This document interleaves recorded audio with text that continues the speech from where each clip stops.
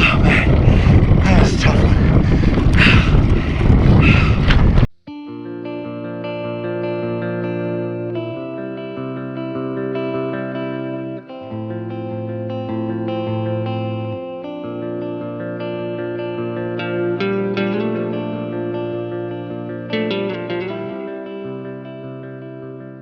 Another day and another challenge, and today's challenge is a vertical challenge. So I'm going to be trying to ride 1 kilometer vertically within one ride. In other words, I'm going to be trying to do 1,000 meters of elevation gain within one ride. And that could be an interesting challenge for two main reasons. The first, well, most climbers tend to be pretty lithe, slim people with very low body mass indexes, and well, without making too fine a point of it, that does not describe me. And then the second reason is that normally when I go out for a ride in this area, I do about 10 meters of elevation gain per kilometer. So that would mean that it would take about 100 kilometers to do the 1 kilometer up. And I know I can ride 100 kilometers, and I'm pretty sure I can do 1,000 meters of elevation gain.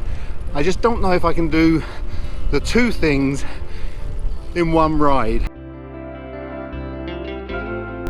I've chosen a route to take in as many hills as possible, but I'm still not entirely sure how far I'm going to have to ride in order to do the 1,000 meters of climb. But fortunately I live just south of an area called the Oak Ridges Moraine, which is a 275 kilometer long ridge, and it was formed by retreating glacial ice about 12,000 years ago, and as the ice left, it left these beautiful rolling hills. And they should provide a decent amount of elevation.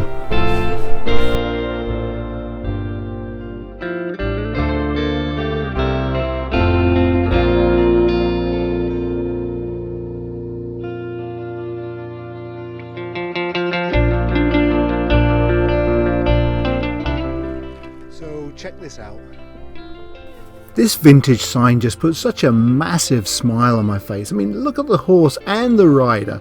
They just both look so happy. And then the rider's greeting me with a little raise of their hat. It's fantastic.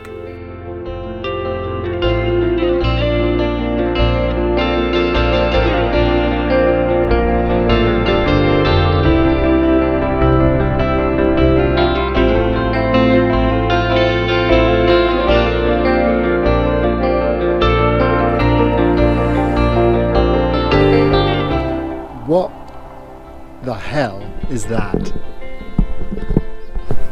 This is so disappointing. I mean, this clearly has something to do with municipal budget cuts. I mean, the horse doesn't even have any feet, and the rider doesn't have a hat. Well, where's the safety consciousness in that?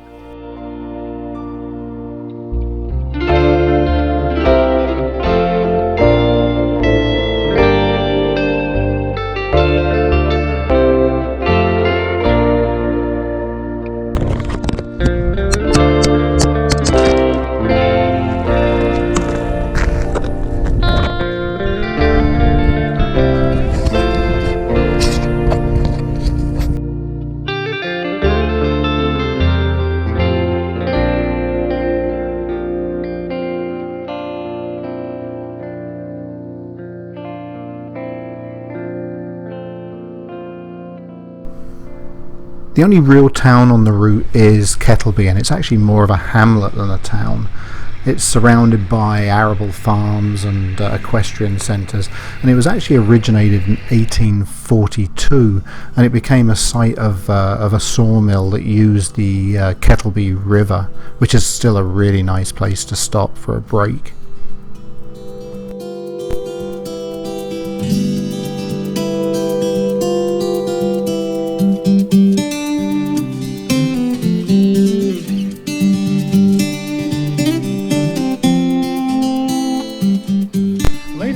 Another time of what I learned through my ultramarathons regarding hydration and nutrition, and I got to tell you, it wasn't always very pretty. There were lots and lots of mistakes that I made, and I don't know whether I ever totally perfected it.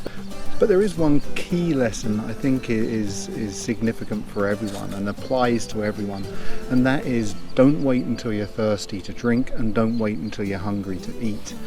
I generally try to drink every 5 minutes, and I just take a sip. It's been a little bit difficult today because, you know, there have been some long pulls up hills, and it's really difficult to take a drink when you're doing that. But that's my general rule of thumb.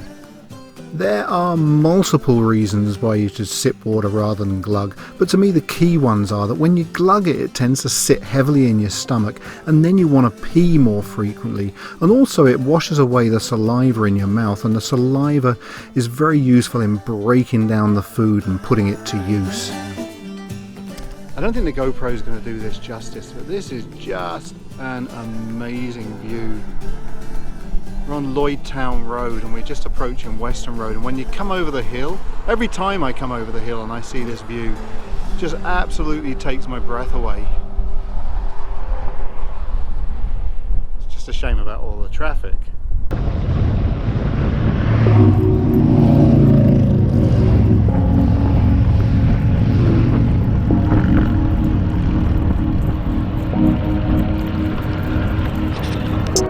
Coming to a big hill that I bet looks as flat as a pancake on film.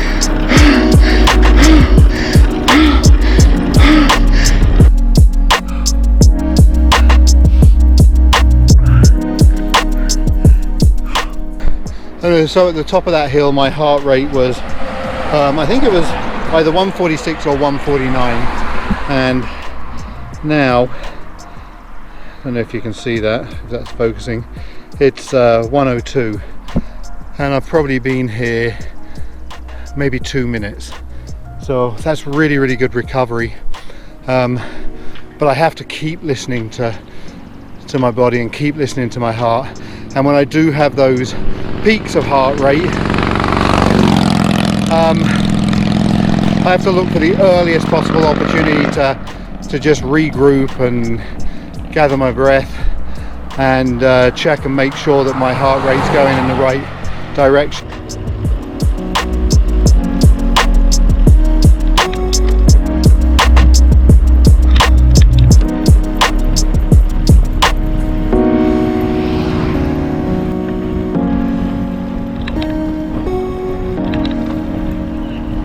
How's it going? One over. What's one over? It's King Road.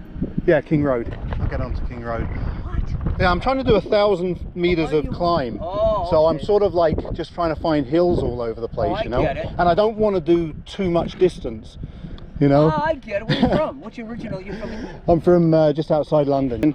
I'm pointing in the wrong direction now, Daryl. That's your fault. Jeez. This hasn't got a very good turning circle.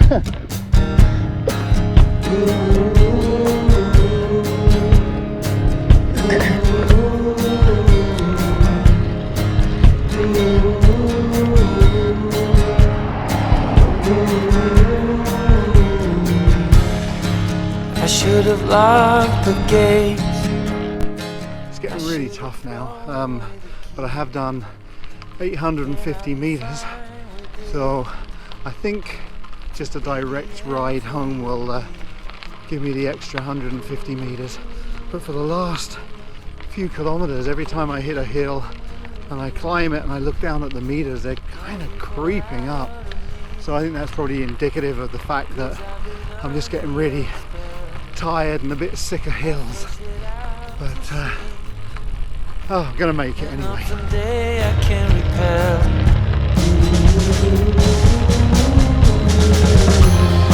Even if we wait the day. And following on from the theme of signs, this has to be the most pointless sign ever.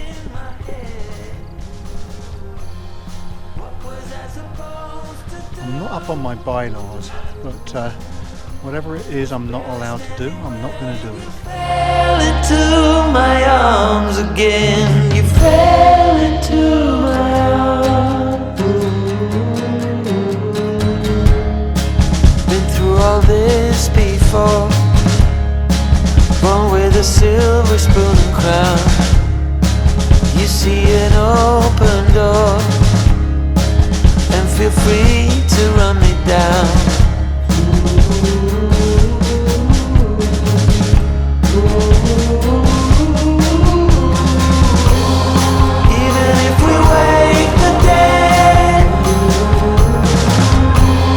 Causing all the troubles buried in my head.